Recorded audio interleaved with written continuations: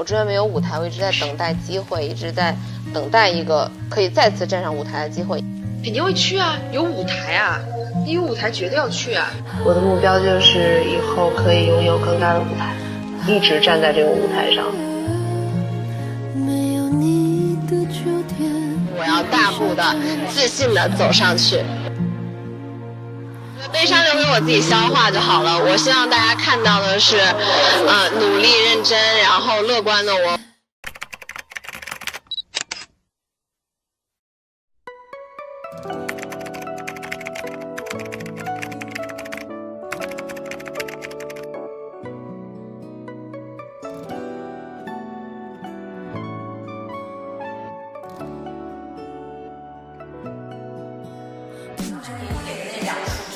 打在我身上，追着我走，追着我走，到我们主歌第一句进唱的时候，慢慢亮起来就可以了。这是什么光？就是那种要亮不亮的感觉。这是要亮不亮吗？进副歌的时候，就这里的时候可以亮一点，这里要有一个追光，5、6、7走。I hit you with the best flow， 亮起来那种，歘一下就亮的那种感觉。你看，它现在就是一直亮着的。然后我们，对，你看就这样移动起来就行了。对，就这样移动。就这样。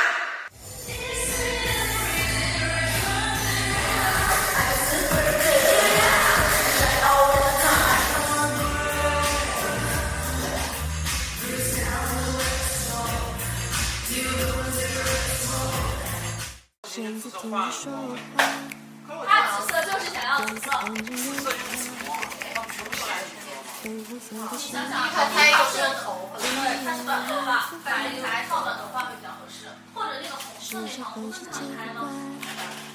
开花呀，或者它红色大花也。哎呦，还有一套4套会热。我的大天啊！你说左边右边，左边右边，右边左边右边，左边。慢。这给你加菜。啊！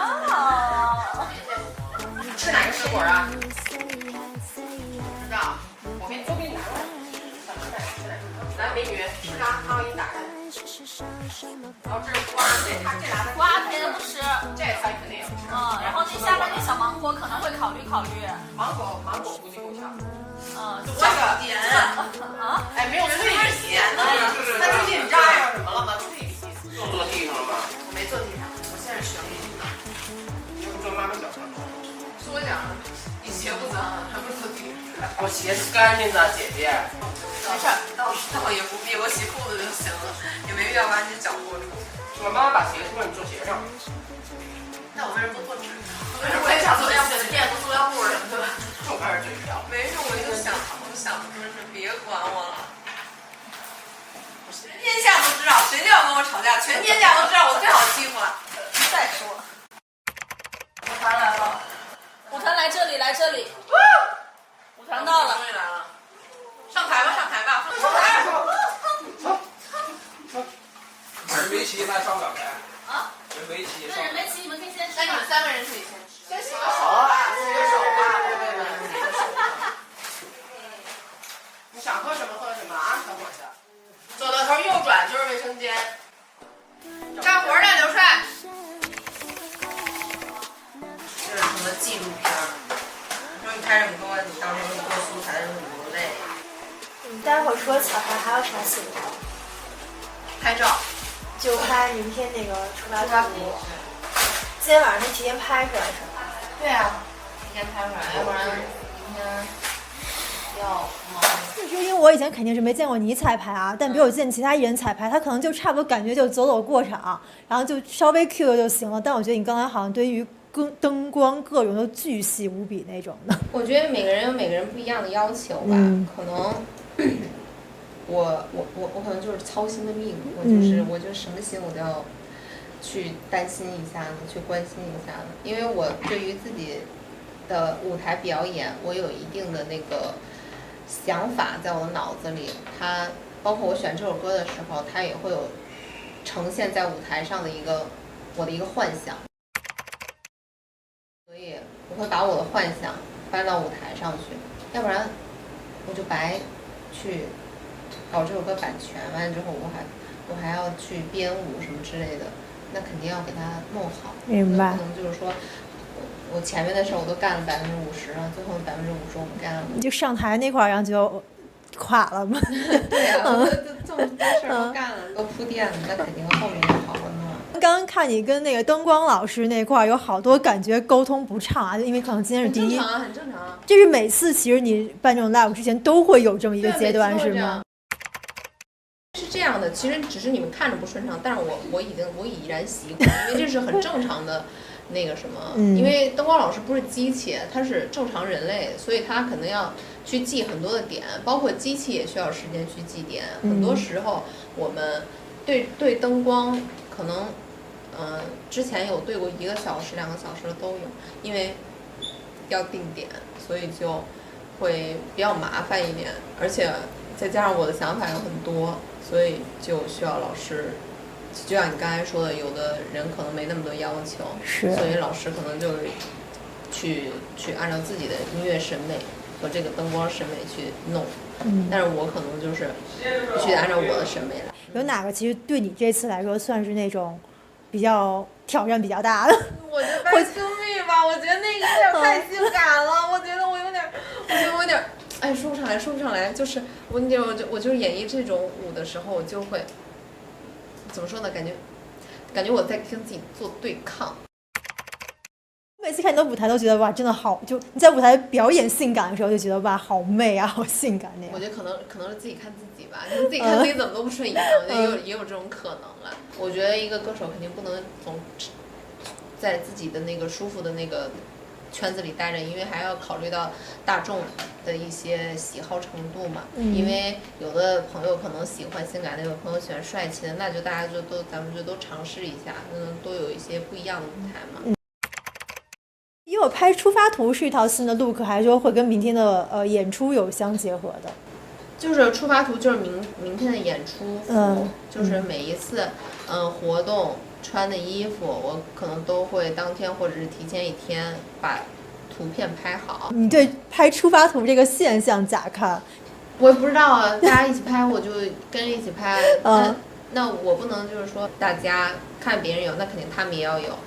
别人有什么我就尽量我能做到给的就给，就是一些好看的照片嘛，然后大家也喜欢保存下来，可能给他们当一些就是一些一些手机屏幕，一些就是饭后茶余的一些谈论的一些快乐的什么事情。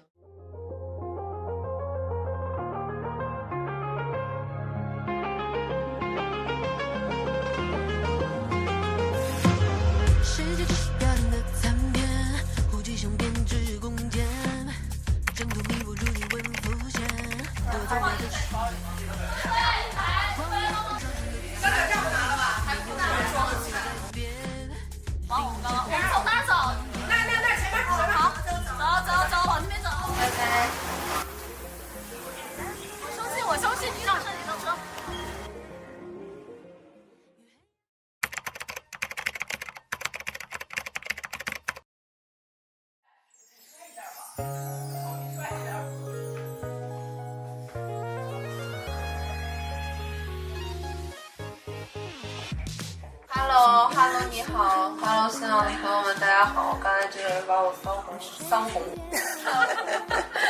红挠掉了。昨天睡咋样？今天睡了14个小时。你昨天晚上拍到几点？出发图10点多吧，11点多。那现在有那个成片能给我们提前欣赏一下吗？随便看一张吧。哎，真的蛮美的哎。他刚才说昨天晚上睡得又挺晚是吗？还是说又睡的时长又挺少的？睡得也晚，起得也早。现在心情怎么样？累呀，累也要坚持住，一会儿结束就不累了。这个我真的，你这个现在才能我就得一心二用。但没事，你不是那你就先收拾你。还是我的整容大法。很快了。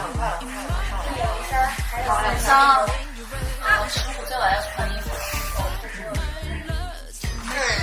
我好点了吗？烦死了。全都放神了，全部都是崩溃瞬间。最关键是我直接就跑不了了，我直接坐地了。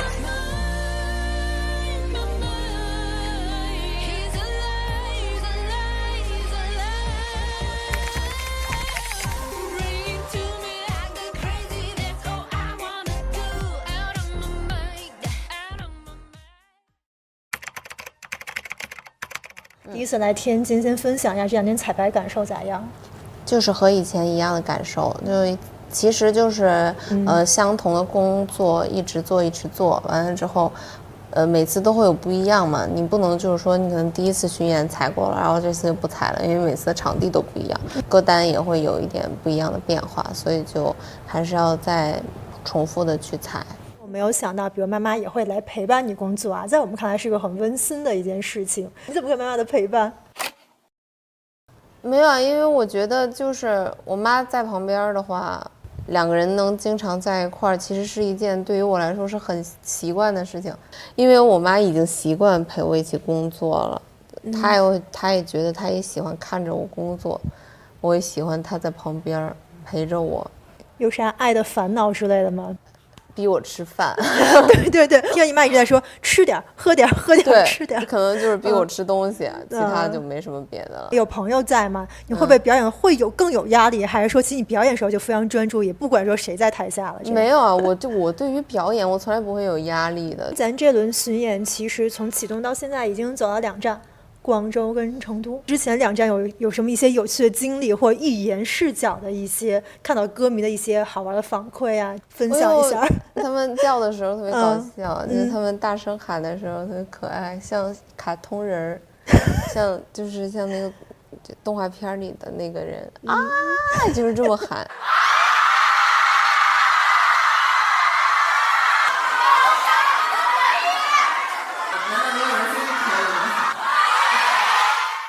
就感觉像动画片里一样，很搞笑，很可爱。那他们这么可爱的向你喊的时候，你不会分下心吗？本来你就很酷、很性感的在那儿表演。我有时候也会啊，也会有笑场的时候啊，就是他们逗我的时候，可能就会笑场了。但是就是自己的巡演嘛，我觉得没关系。就是本来就是想办给大家看的，本来舞台啊什么之类的。是我喜欢的，也是大家喜欢的，所以我觉得有这种比较真实的东西存在于舞台之上，也不会影响作品的展现。听说你这票还挺难抢的，你自己有尝试一下吗？我自己抢了，反正我是没抢到，但是我是操作有点问题，因为我没有经验，我第一次抢票，所以我就输入，反正我花了2分多钟，然后就没抢着，就那一刻挺崩溃的。虽然是我自己在演，我自己是表演的人，但是我没抢着，我莫名其妙我就会觉得，所以更别提看表演的人，可能没想到，更会觉得哎呦真烦。我看咱这一轮很多场地都像今天这样一种 live house，我不知道你从小算是一个爱看这种 live house 演出的人吗？我不看，你从来不看。我不看。我看过演唱会，但是跟我哥一块儿去的。你哥带你看啥呀？我哥带我看那个男团的演唱会，他在下面叫名字。那你那我说我哥怎么这样啊？那个时候还小，我根本什么都不知道。你哥看男团在那儿也叫？对啊，我也不知道为什么，就是他突然就是像变了一个人一样。像我们以前就采访歌手，尤其是那种比如唱跳型歌手，他们都会讲那种非常统一的故事，说啊，我小时候看过谁谁演唱会，因为现场氛围特别好，然后所以让我就升起了舞台梦什么什么之类的。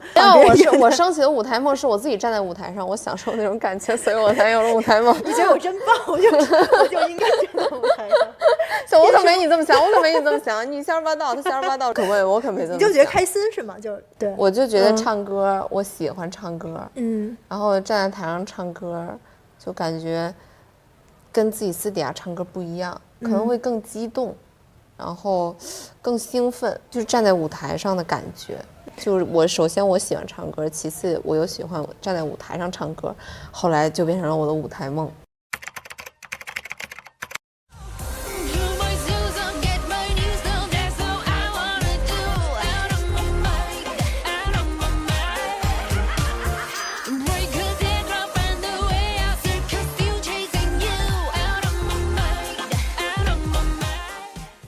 在你彩排的时候，你肯定会每次让工作人员帮你录一些视频，然后自己去看一下自己有什么问题。像你每次巡演呀，或者是登上一些舞台之后，粉丝也会给你拍视频，甚至是粉丝角度的直拍。我不知道你每次下台之后你会我都会看的，我都会看。他们都知道我是属于那种只要有舞台，我会把几乎所有的视频都要看，就是每一个角度不一样的，每一种设备收音不一样的都要看。我们就随手就给你搜了几个直拍舞台，这几个你都看过的吗？你都看过，你甚至都不用打开，你都知道这个舞台。我都知道 Body's Tonight 玫瑰少年，然后这一场的就是第一场广州场的那个 Bring My Heart Myself 有，因为我穿了高跟鞋，然后再加上它那地是玻璃的，特别滑，所以我就不敢跳，所以那个可能就使的力气小一点。了解。然后我可能就不是特别满意。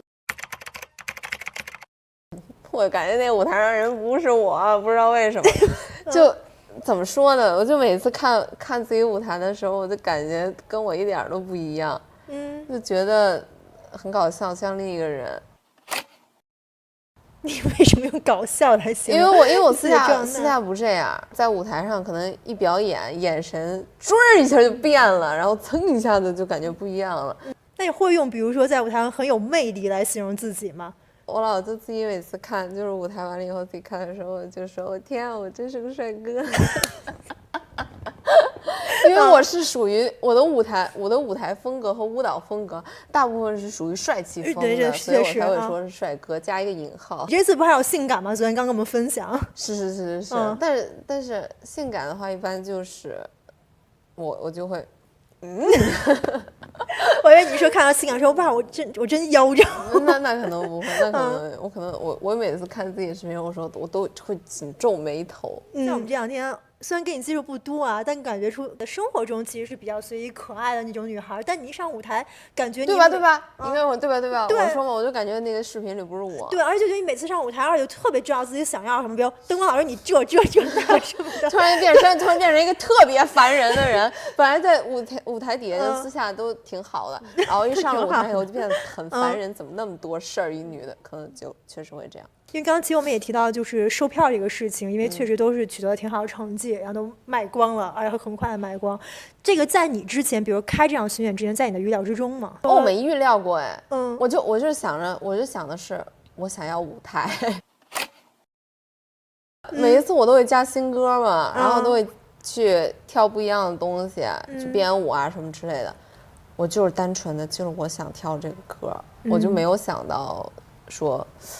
会不会好不好卖票这件事情？但你也是老板呀，成本呀，我这巡演去哪儿开，多少钱啊，然后票房能不能回收这些东西。我会在意的是这个场子划不划算，对，就是它的音响条件，包括它的场地性价比，对它的性价比高不高？我不会就是说花钱然后花不值得的钱。比如是女孩多男孩多，然后喜欢你什么样的多？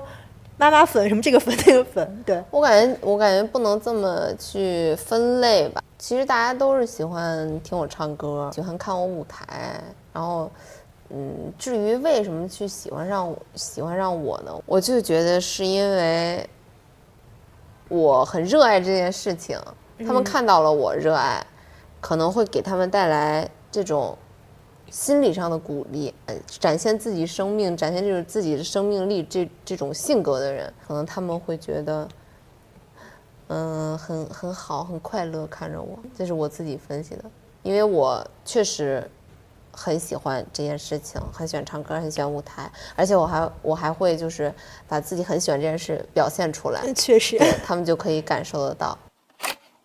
像今年其实这个演出才开始，那比如像前2年因为一些特殊原因大家都没有舞台，可是像你这种对于你本身很喜欢舞台，包括其实你的舞台是最圈粉的这么一个状态来说，你会担心在前2年哎呦妈呀我干啥呀，然后以及我舞台那么少，那我的这些歌迷我一直在做歌，因为就是总有一天会有舞台嘛，所以我就先做歌，正好我还有一个时间可以把我音乐做出来，所以我那年我几乎全都在做歌，然后就今年就发嘛，会有这种沉淀的时间，可以再去精细自己的作品。我休息的时候会看以前的舞台，然后包括我现在这些舞台也是以前在休息的时候一点一点去看自己想要的东西。那不然的话哪有那么多主意啊，是吧？不算一个贪玩的人吧，或者我是完全相关的一个，我没有任何其他的，因为我也不演戏，我也没有什么其他的，我除了做音乐，就没有什么其他的。就工作层面的，对工作层面就没有什么其他层面了。但可是有时候，比如像我们就休息久了，或者在干自己的事过程中，我们就很容易陷入到一种，哎算了，或者偶尔有段时间我可忙了，姐姐，我可忙了，你不知道你不知道我每天要听多少的歌，我每天都在听歌。虽然我爱听歌，但是我每天会逼迫自己听歌，我就是为了学习跟汲取那种。对，没错，我像一个饕餮一样，我就拿我的耳朵去吸取那些音乐，每天都在吸取。就是因为你要听大众市场大概现在是在做什么类型风格的音乐，你还要感知大家对于音乐的什么风格的喜爱程度，你还要感知一些比如说新鲜的曲风，或者是新鲜的一些特色的一些东西，而且包括自己出歌嘛，你还要听大量的一些音色的东西，然后大量的一些就反正都很大量。更多人知道你，还是就是从2年前的那个比赛什么开始，然后有更多的歌迷去关注到你。你觉得从那时候到现在为止，你觉得自己状态有一个改变吗？状态跟心态？我其实很早就参加节目了，我不只参加那一个节目，其实那个时候就有很多的舞台了。对于我来讲，我觉得要命的不是说我2年前参加了什么节目或者怎么样，我觉得要命的是我2年前这个节目和我之前的节目隔了4年，我觉得这才是要命的。恭喜预言成为本季加油美少女微博人气美少女。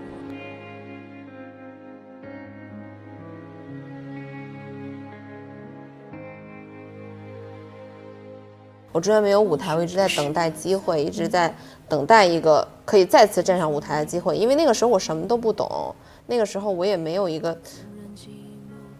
什么很好的规划或者是怎么样，而且那个时候我根本就没有可以参考的这个案例，就是我不知道我该去看我以前的，就是比如说在这个同行业的人啊，一些比如说大家都是怎么做的，都没有参考，所以那个时候我就只是干等着去等一个舞台，然后后来有机会了就等到了。恭喜佳慧传媒的训练生预言。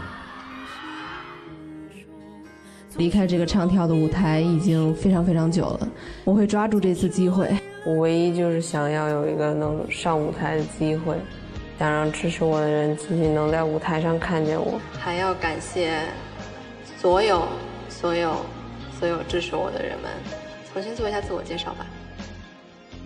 大家好，我是等待的预言。这4年期间我一直在练习，可能有的时候就拍了拍戏，因为都是镜头嘛。但这4年中，其实你还会觉得自己其实最喜欢还是就站上这种唱跳的。我一直都是最喜欢舞台，只是那我肯定得，我要想找镜头的话，我没有舞台，我就只能拍戏，都是镜头，对不对？那所以你现在还咋看拍戏这件事儿？有好戏就拍啊，如果一般的话，那我肯定还是选择做音乐。那因为你刚刚说从15年到现在为止，然后也有过就是有好几次比赛的时候，也有过可能4年就基本上没什么舞台的时刻。那你觉得给自己争取到舞台难不难？自己争取到舞台难不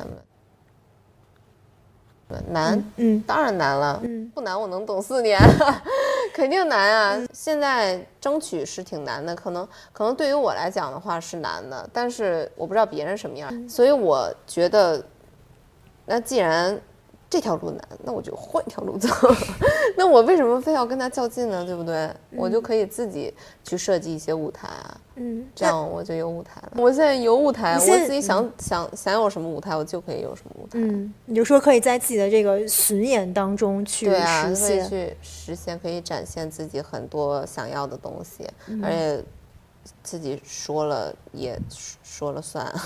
大众面来看啊，有什么其实更想上的一些，比如说音乐综艺或舞台综艺，这个有吗？音乐综艺，我说实话，我不怎么看音乐综艺跟舞台综艺，因为我觉得我觉得别人的东西是别人的东西，我的东西是我的东西，我不想去看别人的东西。你知道做音乐的人最害怕的是什么？害怕的是自己潜意识脑子里有这个东西，不小心跟别人一样。因为你有的时候你可能忘记了你看过的是什么样的，你听过的是什么样的，你看过的舞台跟你看过的概念，这些都是不能避免的。但我意思就是说，你会渴望上那种音乐综艺。你看你现在舞台主要是比如说自己去做一些巡演，给自己的歌迷呈现。我觉得看自由度吧，这个东西，如果自由度高的话会去，但如果自由度低的话就不会，因为我想表达的东西，通过我自己的舞台表达出来是最纯粹的，不会有任何的比如说剪辑啊、修音啊等等一些，这些都不会有。但是这些东西是我没法把控的，我就害怕我不能把控的东西。对，我就是觉得不能把控的东西对于我来讲是危险的。对，但它是个双刃剑嘛。就比如说你在巡演舞台上，你能完全就呈现自己的想法，但因为巡演上的舞台可能更多来的是你本身的歌迷。那包括其实我这次也是第一次看你的舞台，我觉得它真的非常好。但可能像您综艺，像你说，可能虽然有些东西不能把控，但起码好像会有更大众能看到哇，原来预言，然后也有这样的舞台。我觉得人还是要一步一步的走。就是对于我来讲的话，我这个歌手，我觉得可能大家需要看到我的舞台，比如说从我的巡演开始，慢慢在了解我是一个什么类型的歌手，了解我大概演唱表演的一个形式，我可能在站上更大的舞台的时候，别人会更容易接受。就等于你现阶段其实你虽然说有野心，但其实你不是那种感觉我要一步去做到。我人是不可能一步登天的，而且我也做不到，我也没有这样的资源和这些能力去做到。我觉得这个东西我以我自己现在有的资源能力，我只能是做到我自己的巡演舞台把它做好。我不会去渴望一些我就是触及不到的东西。